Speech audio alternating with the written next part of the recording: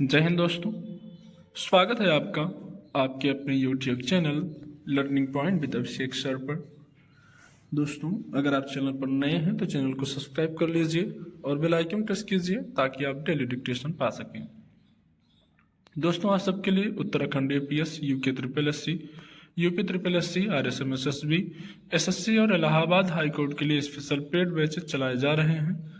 तो अगर आप भी कोई भी पेड बैच ज्वाइन करना चाहते हैं तो आप इस नंबर पर संपर्क कर सकते हैं 7393976701।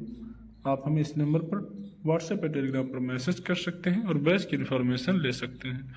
डिक्टेशन शुरू होगी 5 सेकंड बाद।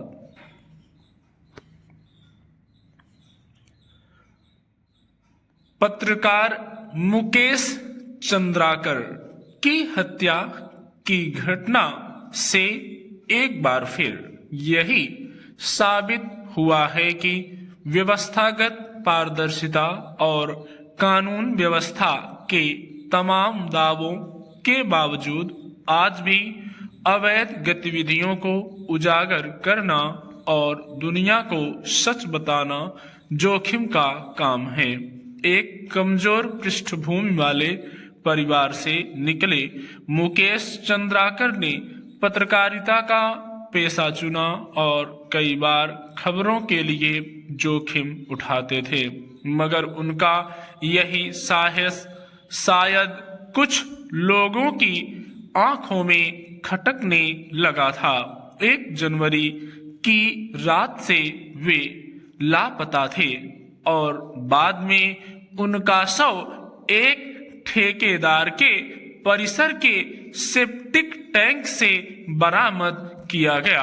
पोस्टमार्टम से पता चला कि उनकी बहुत बर्बरता से हत्या की गई थी। अब हत्या के मुख्य आरोपी को गिरफ्तार कर लिया गया है।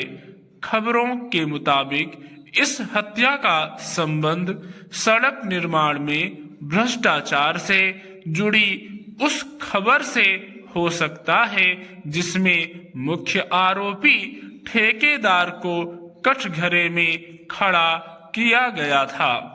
इस प्रकरण से साफ है कि देश में दूर दराज के इलाकों में सच की खोज और उसका खुलासा किस स्तर तक एक जोखिम भरा काम हो चुका है।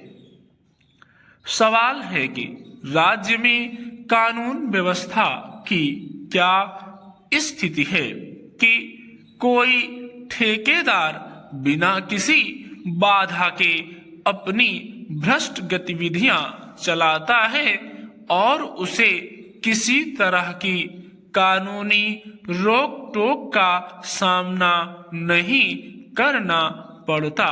यही नहीं, सच के लिए जोखिम उठाने वाले एक पत्रकार की हत्या कर दी गई। साफ है कि यह एक और भ्रष्टाचार के खिलाफ सरकार के ढीले ढाले रवैये का सूचक है, तो दूसरी ओर राज्य की कानून व्यवस्था की लाचारगी का भी सबूत की बर्बरता से पत्रकार की हत्या करने वालों को किसी का खौफ नहीं था। यह घटना बताती है कि दूर दराज के इलाकों में खबरें निकालने के काम में जुटे पत्रकारों पर हर समय किस स्तर का खतरा मंडराता रहता है। सरकार की लाचारगी और कानून व्यवस्था के खोखलेपन का आलम यह है कि वह न तो भ्रष्ट और आपराधिक तत्वों पर नकेल कस पाती है और न ही उनकी गतिविधियों को दुनिया के सामने लाने वाले पत्रकारों की सुरक्षा मुहैया करा पाती है। ऐसे में सच के सामने पैदा हो रहे जोखिम का अंदाजा लगाया जा सकता है।